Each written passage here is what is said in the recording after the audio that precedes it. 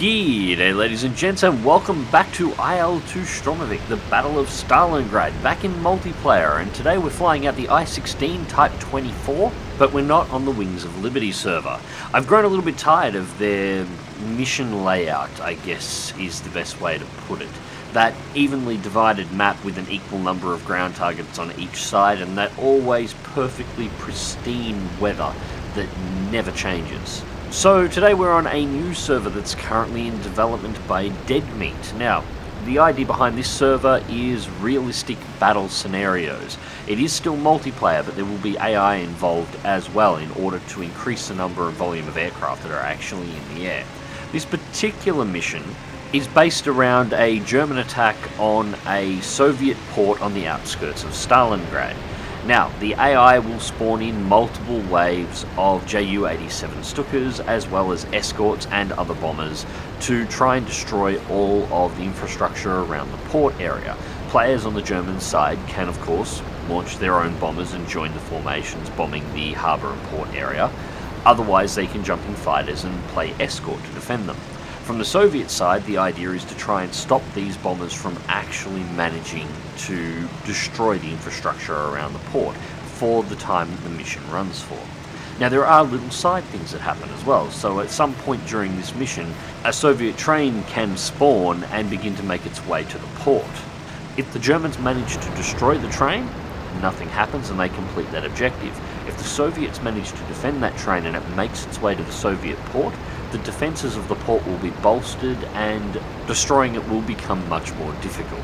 There are also other side objectives that are laid throughout the area, so there are nearby runways that can be strafed out in order to prevent Stukas from being able to be deployed for the Russian side.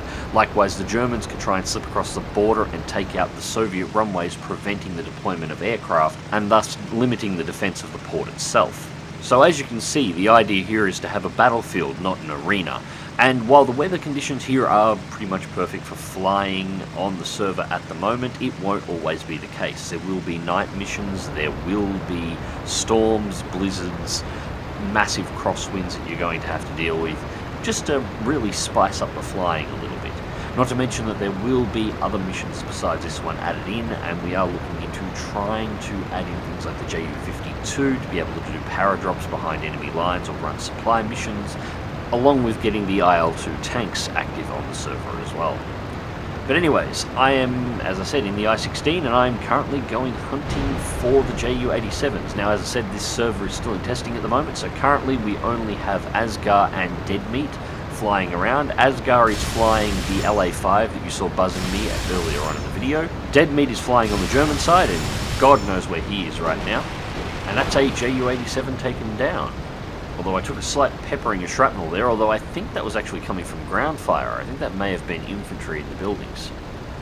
So anyways, the I-16 that I'm flying at the moment, as you can see, I'm using the one-piece windshield mod and the 20mm cannons. This is a perfect setup for hunting ground attack aircraft. Little limited on the ammunition, but it does the job. Now, unfortunately, I appear to have run out of Stukas to shoot down at this point in time. However, I have had a Bf-109 drop in on my 6. I throw it into a tight turn, and Asgar comes in and begins to engage it.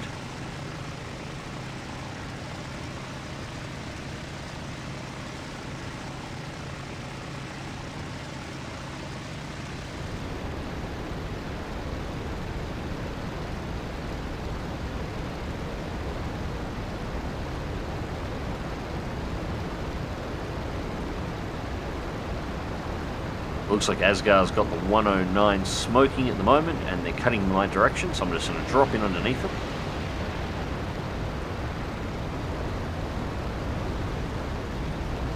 And they're making their turn back, so I'm going to pitch the aircraft high and then put it into a dive in order to drop in on the tail.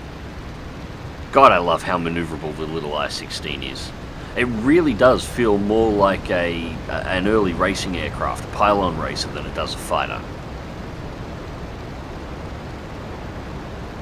So, catching up to their 6, ready to take a shot at the 109. Not that there was any need. Asgar smokes the 109 and then banks off to the right. And I just play observer to make sure it goes down.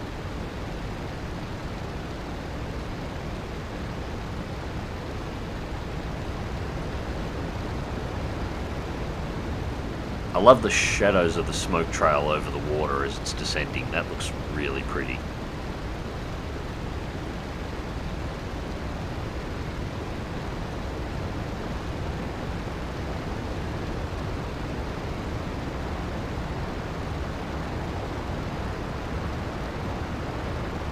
So anyways, at this point the area over the water on the Russian side looked to be fairly clear, so it was time to start heading in back towards the city itself.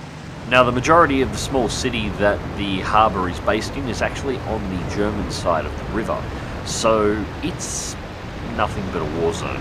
I actually believe the premise for this mission is that the Soviets are trying to hold the port open for long enough for the remaining Soviet forces and the civilians to make it to the boats to get across the Volga. But anyways, a quick sweep of this side showed no aircraft at this time either, so while Asgar went to lurk around and hunt for more aircraft, I decided I'd actually try and head up and do a bit of strafing work on one of the runways.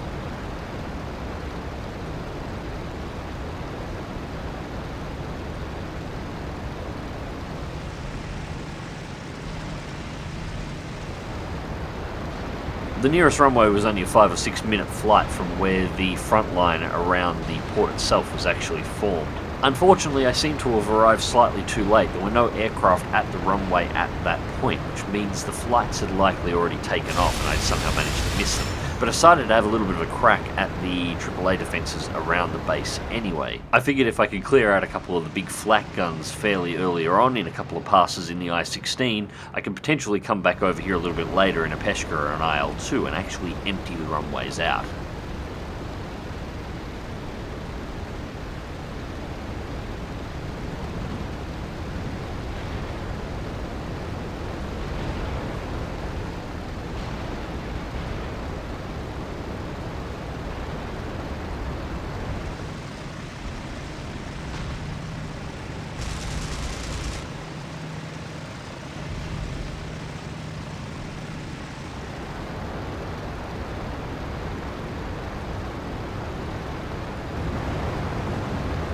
But with the explosions of flak puffs and the streams of anti-aircraft fire coming off the base, I figured, one pass probably enough.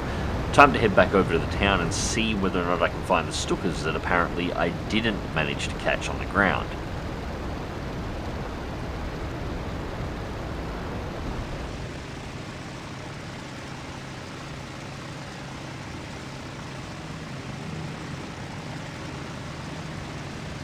So having made it back to the town, it was fairly easy to find the missing Stukas that I missed at the runway.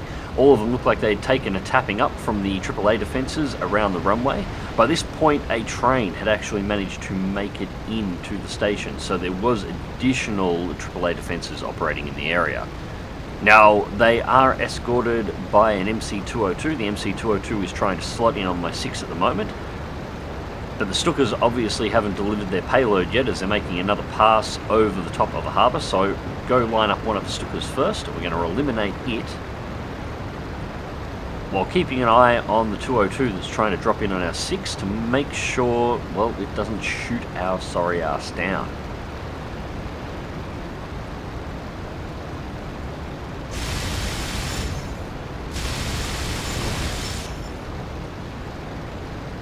And with the fire on the right wing, that is one Stuka down. But we also used the last of our 20mm ammunition there, so we're down to the 7.62s only.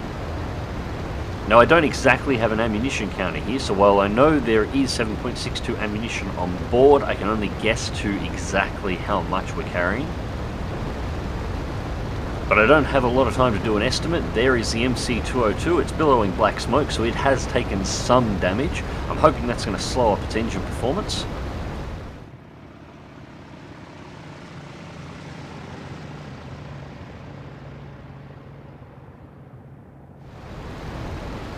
Keeping the I-16 in a tight right bank, trying to slot in, and I turn a little bit too hard there and wing stall the I-16 just slightly. Managed to get it back under control, just gentle up the turn a little so I can get the aircraft stable again. Now I'm easily able to turn inside of this 202, it's turning especially wide at this point. across the T.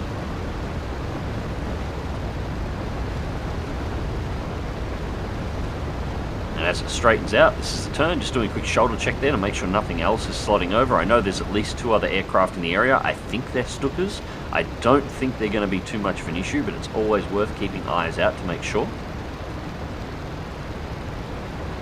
And a second aircraft passes overhead, and I have a sneaking suspicion that is German. I have a funny feeling that is a 109.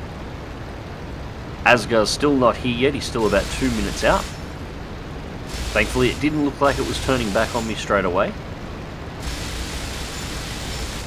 Now, I'm getting some shots here into the 202, but it's not much. The Type 24 only has 2 7.62s mounted in the cowling, so I don't exactly have huge amounts of stopping power at this point.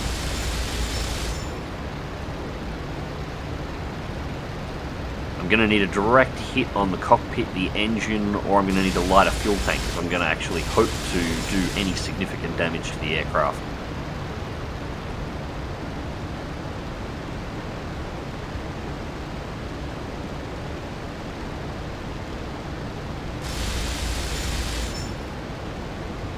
Actually falling a little short on some of these shots as well. It's been a while since I've flown the I-16, so exactly how far you have to lead beyond the visibility of the nose is something that I'm still adjusting back to.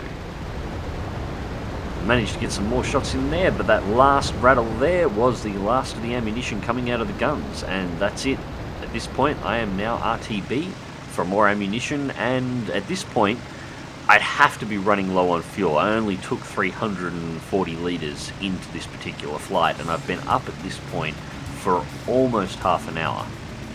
So anyways, ladies and gents, that's just a little flight in the I-16 Type 24. A couple of kills in there, a little bit of strafing, a little bit of fun overall, and this is the new server that hopefully will be the core of where I do most of my videos from now on, and should provide a lot more of an interesting backdrop for most of my future flights in IL-2, at least in multiplayer.